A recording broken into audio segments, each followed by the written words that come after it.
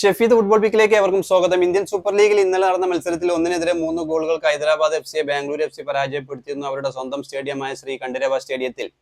ഈ മത്സരത്തിൽ ബാംഗ്ലൂരിന് വേണ്ടി ഇരട്ട ഗോളുകൾ നേടിയതോടുകൂടി ISLലെ ഓൾ ടൈം ടോപ്പ് സ്കോർ റെക്കോർഡിനൊപ്പം എത്തിയിട്ടുണ്ട് സുനിൽ ഛേത്രിയെ. ബെർത്തലോമിയോ ഓഗ്ബച്ചയാണ് നേരത്തെ 63 ഗോളുമായി നിലവിൽ ISLലെ ടോപ്പ് സ്കോറർ ആയിരുന്നത്. നിലവിലെ ഓഗ്ബച്ചയും അതുപോലെ സുനിൽ ഛേത്രിയും 63 ഗോളുകൾ നേടിയിട്ടുണ്ട്. ഓഗ്ബച്ച നിലവിൽ ഇന്ത്യൻ സൂപ്പർ ലീഗിൽ കളിക്കുന്നില്ല. എന്തായാലും ഈ പതിവ് ശൈലിയാണ് ശരിക്കും ഇന്ത്യൻ സൂപ്പർ ലീഗിൽ സംഭവിക്കേണ്ടത്. വിദേശ താരങ്ങൾ ഗോൾ അടിക്കുന്നതിന് പോലെ തന്നെ ഇന്ത്യൻ താരങ്ങൾ മുന്നേറ്റ നിരയിൽ മികച്ച പ്രകടനങ്ങൾ കാഴ്ചവെക്കണം. അതുകൊണ്ടാണ് ഇന്ത്യൻ സൂപ്പർ ലീഗ് കൊണ്ട് ഇന്ത്യൻ ദേശീയ ടീമിനൊക്കെ ഗുണം വരാനുള്ള സാധ്യതയുള്ളൂ. നമുക്കറിയാം, സുനിൽ ഛേത്രി പോയതിനു ശേഷം അദ്ദേഹത്തിന് ഒരു പകരക്കാരനെ കണ്ടെത്താൻ ഇതുവരെ കഴിഞ്ഞിട്ടില്ല. കഴിഞ്ഞ ഇന്ത്യയുടെ മത്സരമൊക്കെ നമ്മൾ കണ്ടതാണ്. സിറിയക്കെതിരെയൊക്കെയുള്ള മത്സരം ദയനീയമായി പരാജയപ്പെടുന്നു.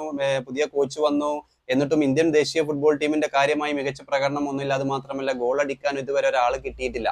ശരിക്കും അങ്ങനെ തന്നെ വേണമെങ്കിൽ പറയാം. കാരണം സുനിൽ ഛേത്രി ഇന്ത്യൻ ദേശീയ ടീമിലും മികച്ച പ്രകടനം കാഴ്ചവെച്ചിരുന്നു. അദ്ദേഹം ഈ 2 ഗോളോട് കൂടി നിലവിൽ ISLൽ ഓൾ ടൈം ടോപ്പ് സ്കോർ റെക്കോർഡിനൊപ്പം എത്തിയിട്ടുണ്ട്. ഇതുപോലുള്ള ഇന്ത്യൻ താരങ്ങളും ഫോറിൻ പ്ലേയേഴ്സിനെ പോലെ തന്നെ കൂടുതൽ ഗോൾ അടിച്ചു കൂട്ടി മികച്ച സ്ട്രൈക്കർമാരായി വളർന്നു വരേണ്ടതുണ്ട്. അതാണ് ഇന്ത്യൻ ഫുട്ബോളിന് ഇന്ത്യൻ സൂപ്പർ ലീഗ് കൊണ്ട് ഒരു ഗുണം ചെയ്യാനുള്ള കാരണം ഉണ്ടാവുകയുള്ളൂ. എന്നാൽ കാത്തിരുന്ന് കാണേണ്ടി വരും. എന്തായാലും സുനിൽ ഛേത്രി നിലവിൽ ഓൾ ടൈം ടോപ്പ് സ്കോർ റെക്കോർഡിനൊപ്പം എത്തിയിട്ടുണ്ട്. ബർത്തലോമിയോ ഓഗ്ബച്ച അതുപോലെ സുനിൽ ഛേത്രിയും നിലവിൽ ഇന്ത്യൻ സൂപ്പർ ലീഗിൽ 63 ഗോളുമായിട്ട് നിൽക്കുന്നുണ്ട്. സുനിൽ ഛേത്രിയാണ് നിലവിൽ കറന്റ് പ്ലേയിങ് താരം അദ്ദേഹം.